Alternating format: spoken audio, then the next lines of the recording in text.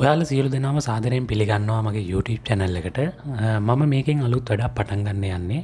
ඇත්තෙන්ම අද ලංකාවේ හැම දෙනාටම ඉංග්‍රීසි කතා කරන්න ලියන්න අත්‍යවශ්‍යයි. එයාලා යුනිවර්සිටි ස්ටුඩන්ට් කෙනෙක් වුණත්, එයාලා ජොබ් එක වැඩ කරන කෙනෙක් වුණත්, කෝස් එකක් කරන කෙනෙක් වුණත් අනිවාර්යෙන් ඉංග්‍රීසි කියන දේ අද වෙනකොට අත්‍යවශ්‍යයි. මම කියන්නේ ඉංග්‍රීසි නැතුව කරන්න පුළුවන්. හැබැයි ඉංග්‍රීසි දන්න කෙනාට අනිත් කෙනාට වඩා උඩින් වැඩ ටික කරගන්න පුළුවන්. ඔයාලා ගොඩක් තැන්වල දැකලා ඇති ඉංග්‍රීසි කතා කරන්න එක හදාගන්න ඕන නම් හැමෝම කියන්නේ නිතරම ඉංග්‍රීසි කතා කරන්න ඕන කියලා. නැතුව මේ වැඩේ කරන්න බෑ කියලා තමයි කියන්නේ. ඒ වුණාට පොඩි ප්‍රශ්නයක් තියෙනවා. ඔයාලම කල්පනා කරලා බලන්න ඉංග්‍රීසි කතා කරන්න කියලා කිව්වට අපි වචන දන්නේ නැතුව කොහොමද ඉංග්‍රීසි කතා කරන්නේ? අපි අනිවාර්යෙන් අපම වශයෙන් ප්‍රධානම වචන ටිකවත් දැනගෙන ඉන්න ඕන. එතකොට තමයි අපිට පුළුවන් ඉංග්‍රීසි ටික කතා කරගන්න. එතකොට අපි නිතරම කතා කරනකොට අපේ පැටර්න්ස් ටික හැදෙනවා. දැන් ඔයා ඇත්තට පස්සේ ඔයා වචන දැන් ඔයා දන්නවා නම් ගෝ කියන්නේ මොකද්ද, කම් කියන්නේ මොකද්ද, ඔයාට ඒක ගලප වාක්‍ය හදන්න පුළුවන්. ඉතින් ඒක කරන්නත් ඔයා ගෝ කියන එක දැනන් ඉන්න ඕන, කම් කියන එක දැනන් ඉන්න ඕන. ඒ වගේ ඔයා සාමාන්‍ය වචන ටිකක් දැනගෙන හිටියොත් තමයි ඔයාට මේ වැඩේ හොඳට කරගන්න පුළුවන්. ඉතින් මම පොඩි දෙයක් කල්පනා කරලා මේ වැඩේ පටන් ගන්න හිතුවා. මොකද දැන් ඔයාලා කාර්යබහුල නිසා ඔයාලට මේ වචන හොයලා පාඩම් කරන්නවත් වෙලාවක් නැහැ. ඒ හින්දා මම හිතුවා ඔයාලට මේක වීඩියෝ ලෙසන් එකක් විදියට දෙන්න. මම මේකෙදි හැම දවසෙම වචන කීපයක් ඔයාලට ලබා දෙනවා වාක්‍ය සමග. මොකද අපි වචනය විතරක් ඔළුවට දාගෙන වැඩක් නැහැ. එහෙම වුණොත් අපිට ඒකෙන් වාක්‍යයක් ගොඩනගා ගන්න බෑ. අපිට වාක්‍යයත් සමග ඔළුවේ තියෙනවා නම් අපිට පුළුවන් අලුත් වාක්‍යයක් ගොඩනගන්න.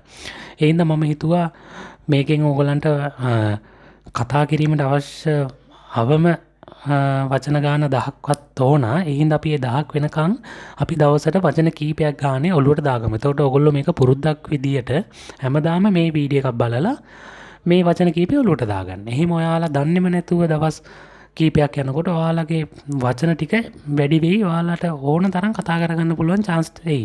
ඔයාලට මේක තේරෙයි මේක කරන් යනකොට මේක පුරුද්දක් විදියට කරන් යන්න. මම මේ වීඩියෝ එකේ description එකේ දාලා තියන්නම් මේකේ PDF ෆයිල් එකක්. ඔයාලට ඒක download කරගන්න පුළුවන්. මම සාමාන්‍යයෙන් වචන 100ක් විතර ගියාම ඒ 100ම දාලා තනි PDF එකක් දෙන්නම්. එතකොට ඔයාලට ලේසි මේ වචන ටික ඔයාලගේ ඔළුවට දාගන්න. හරි. අපි බලමු පළවෙනි වචනේ තමයි get. මේකේ තේරුම තමයි අත්පත් කරගන්නවා, අල්ලා ගන්නවා, ලබා ගන්නවා, ලැබෙනවා, වටහා ගන්නවා. දැන් අපි මේ තේරුම දාගත්තට අපිට මේක වාක්‍යයකට දාගන්න බෑ. එහෙනම් අපි මේක වාක්‍යෙත් එක්කම තමයි ඔළුවට දාගන්න ඕන. හරි. අපි දැන් බලමු වාක්‍ය මොනවාද තියෙන්නේ කියලා. හරි. පළවෙනි වාක්‍යය තමයි the winner will get his prize tomorrow. ඒකේ තේරුම තමයි ජයග්‍රාහකයාට හෙට ඔහුගේ තාග්ගය ලැබේ. කාල වාක්‍යයක් ඒව ඕනේ මේ get කියන එකේ අදහස ඔලුවට දාගන්න. අපි මේ get කියන වචනය තේරුම් ටික මේ වාක්‍ය හරහා ඔලුවට දාගන්න යන්නේ. එතකොට ඒක හොඳට ඔයාට ඔලුවට වැටෙනවා. නැතුව නිකන් මෙහෙම get කියන්නේ ලබා ගන්නවා, ලැබෙනවා කියලා ඔලුවට දාගත්තට ඒක ටික කාලෙකින් අමතක වෙනවා. හරි. අපි මේක බලමු. tomorrow කියන්නේ හෙට, prize කියන්නේ ත්‍යාගය. the winner will get his prize tomorrow. ජයග්‍රාහකයාට හෙට ඔහුගේ ත්‍යාගය ලැබේවි. ඊළඟ එක බලමු. he will get another chance tomorrow. ඔහුට හෙට තවත් අවස්ථාවක් ලැබෙනු ඇත. another chance කියන්නේ තව අවස්ථාවක්. tomorrow කියන්නේ හෙටනේ. එතකොට අපි get කියන එකේ අදහස දාගන්න ලැබෙනු ඇත. he will get another chance tomorrow. ඊළඟ වාක්‍ය බලමු. I finally get a vacation. අන්තිමට මට නිවාඩුවක් ලැබෙනවා. I get a vacation කියන්නේ මට නිවාඩුවක් ලැබෙනවා. finally කියන්නේ දැන් මෙයා try කරලා අන්තිමට තමයි මෙයාට vacation එක හම්බුනේ. ඒ වගේ අදහසක් තමයි මේකේ තියෙන්නේ. හරි. ඔය get කියන එකේ past tense word එකත් ඔයා ඔළුවට දාගන්න මෙහෙමම. ඒක තමයි got. get කියන එකේ මේ වාක්‍ය ටික ඔළුවට දාගන්න. ඒ වගේම got කියන එක දාගන්න. අපි මේකෙන් කියන්නේ අපි මොකක් හරි කරා කියන එකට past tense එකේ ඒවා තමයි මේ got එකෙන් කියන්නේ. දැන් මේ වාක්‍ය බලන්න. He got a good education before moving to the US. ඔහු එක්සත් ජනපදයට යාමට පෙර හොඳ අධ්‍යාපනයක් ලබා ඇත. ඒ කියන්නේ මේකේ past tense එක ලබා ඇත. good education කියන්නේ හොඳ අධ්‍යාපනයක්. before moving කියන්නේ එයා යාමට පෙර. හරි. ඊළඟ වාක්‍ය බලමු. we got approval for our plan. අපේ සැලැස්මට අනුමැතිය ලැබුණා. අනේ ලැබුණාට තේරෙනවනේ මේ past tense එක මේ got කියන්නේ. They got a lot of complaints about the article. ලිපිය සම්බන්ධයෙන් ඔවුන්ට බොහෝ පැමිණිලි ලැබී ඇත. එක්කෝ ලැබුණා. past tense එක හරි. දැන් ඔයා ඔළුවට දාගන්න get එකෙන් මේ වාක්‍ය ටික ඔළුවේ තියාගන්න got එකෙන් මේ වාක්‍ය ටික ඔළුවේ තියාගන්න. එතකොට මේක ඔයා නිතර ප්‍රැක්ටිස් කරනකොට ප්‍රැක්ටිස් කරනවා කියන්නේ ඔයා අද මේක ඔළුවට දාගන්න අද හවසට පොඩ්ඩක් බලන්න. ආයේ හෙට මම වීඩියෝ එකක් දැම්ම මේ වචන තුනක් මතක් කරන ගමන් මේ වචන ටිකත් මතක් කරන්න try එකක් දෙන්න. හරි අපි බලමු ඊළඟ වචනේ. ඒක තමයි see. මේකේ තේරුම තමයි දකිනවා, නරඹනවා, පෙනෙනවා, පේනවා, බලනවා. ওই ටික තමයි සාමාන්‍යයෙන් මේ see කියන එකේ සිංහල තේරුම. අපි දැන් බලමු වාක්‍යය. She went to see her grandmother. එය ආච්චි බලන්න ගියා. ඊළඟ වාක්‍යය බලමු. I am here to see Nimal. මම ආවේ නිමල්ව බලන්න.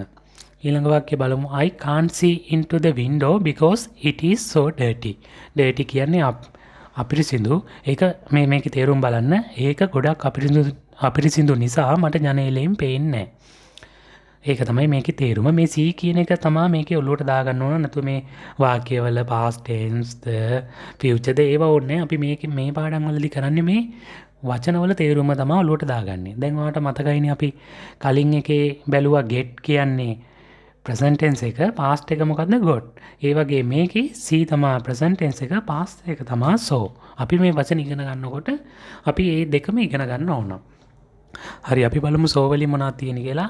I actually saw a ghost. ඇත්තටම මම හොල්මනක් දැක්කා. actually කියන්නේ ඇත්තටම, saw කියන්නේ මම දැක්කානේ. ඒ හින්දා ඇත්තටම මම හොල්මනක් දැක්කා. ඊළඟ වාක්‍යය බලන්න. She was surprised when she saw the ghost.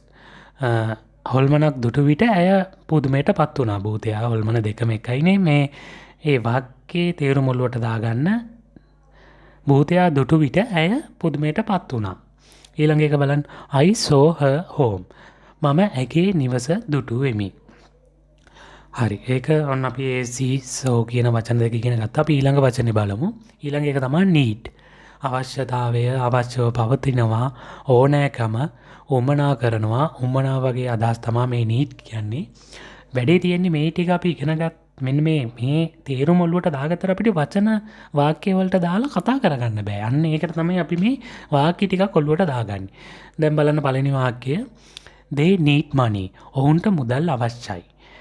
I need an explanation for this. මට මේ සඳහා පැහැදිලි කිරීමක් අවශ්‍යයි. I need some help. මට ටිකක් නිදා ගන්න ඕන. මෙන්න මේ වාක්‍ය හරහා තමයි මේ need කියන එක ඔළුවට දාගන්න ඕන.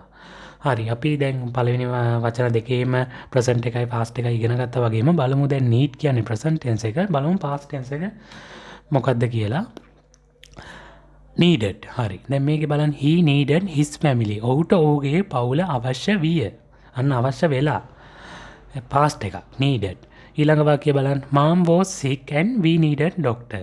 අම්මා අසනීප වෙලා නිසා අපිට ડોක්ටර් කෙනෙක් ඕන වුණා. හරි. ඊළඟ එක බලන්න. He needed his power. ඔහුට ඔහුගේ බලය අවශ්‍ය විය. හරි. දැන් මේවා වචන තුන තමයි අපි අද ඔළුවට දාගන්නේ. මොනවද අපි වචන තුන අද ඉගෙන ගත්තේ? get ඒකේ past එක got. ඊළඟට අපි see ඉගෙන ගත්තා. ඒකේ past එක saw. ඊළඟට අපි ඉගෙන ගත්තා need. ඊළඟ එක needed. ඔන්න ඔය වචන තුන ඔළුවට දාගන්න. දැන් ඔයාලා අද මේක බලලා ආයි පැය කීපයකින් ආයි මේ ටික මතකද කියලා බලන්න. මම PDF ෆයිල් එකක් ඩිස්ක්‍රිප්ෂන් එකේ දාලා තියෙනවා. ඔයාලට අවශ්‍ය නම් ඒක ඩවුන්ලෝඩ් කරගන්න පුළුවන්. මේ ක්‍රමය ඔයාලා ටික දවසක් කරලා බලන්න. ඔයාලට ඉංග්‍රීසි වල මාර ඉම්ප්‍රූව් එකක් තේරෙයි. ඔයාලට ඉක්මනට කතා කරගන්න පුළුවන් වෙයි. ඊට පස්සේ අර කතා කරනකොට හිර වෙන ගතිය නැති වෙනවා. මොකද ඔයා වචන දන්නවනේ. ඕක තමයි මේ ඉංග්‍රීසි කතා කරන එකේ රහස. මේ වගේ ඔයා වචන 1000ක් 2000ක් දැක්ක ගමන් ඔයාලට ඊසිලි ඉංග්‍රීසි කතා කරන්න පුළුවන්. එහෙනම් මගේ channel එක subscribe කරන්න, like කරන්න. ඔයාලට ඉක්මනට ඊළඟ වීඩියෝ එක අරන් එන්න. සුබ දවසක්.